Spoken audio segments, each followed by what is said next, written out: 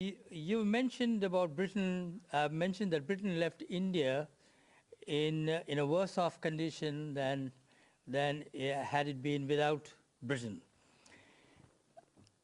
You also mentioned about reparation from Britain.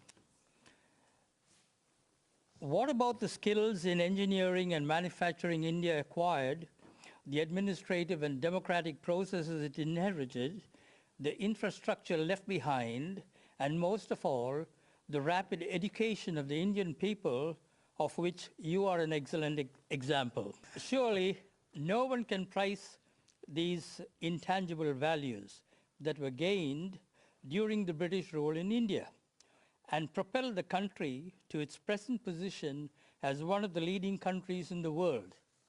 Finally, one more question. I'm doing a Geoffrey Robertson here. In your opinion, where would India be today if the British did not step into India? Oh, there's a lot there. It'll take the rest of the program to answer. I'll try and touch on it. But this is almost like the American saying to the widow of the American president, apart from that, Mrs. Lincoln, how did you enjoy the play? I mean, you know, really, the British came to one of the richest countries in the world, accounting for 27% of global GDP in 1700, 23% in 1800, and over 200 years of exploitation, depredation, loot and destruction, reduced it to a poster child for third world poverty, just over 3% of global GDP, 90% of the population living below the poverty line when the British left in 1947, a literacy rate, you speak of education, a literacy rate below 17%, and a life expectancy of 27. The growth rate of British India from 1900 to 1947 was 0.001%.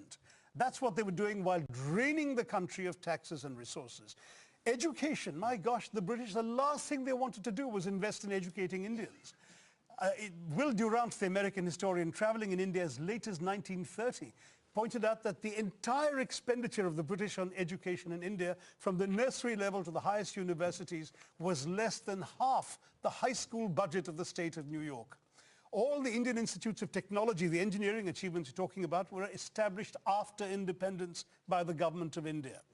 There is simply no comparison between the accomplishments of India rising from the ashes the British left us in and what was done in 200 years. I've given many figures. Just take one example, the textile industry, because India was a huge exporter of For 2,000 years, it was the world's leading exporter. What happened?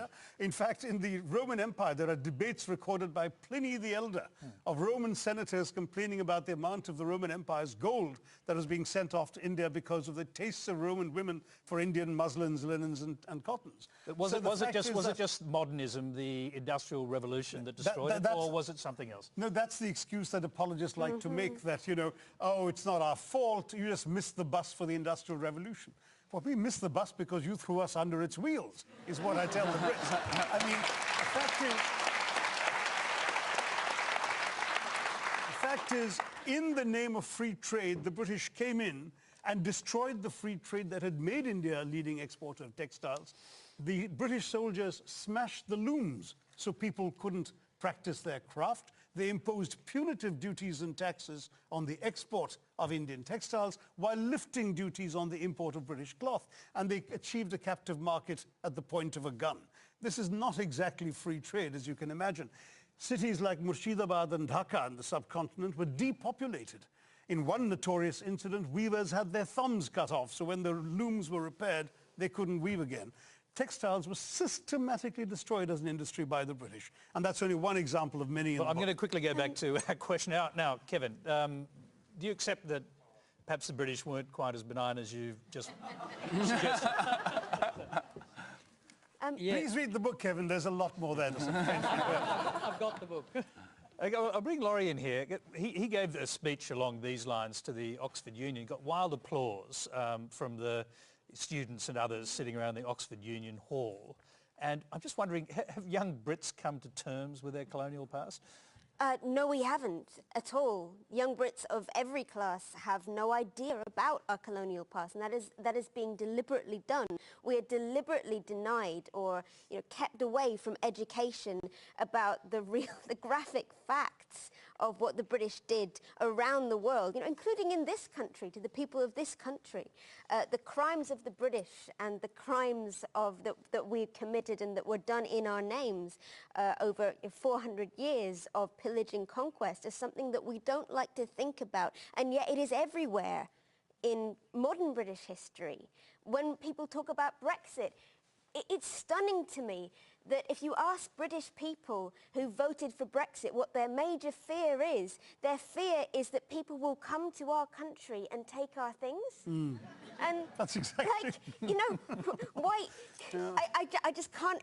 It doesn't compute, but we don't know this history. You know, I took history in British schools up to the age of 18, and I got a pretty good grade. And most You never learned a line of colonial history, did you? Well, almost everything that you have just said, I learned from your book.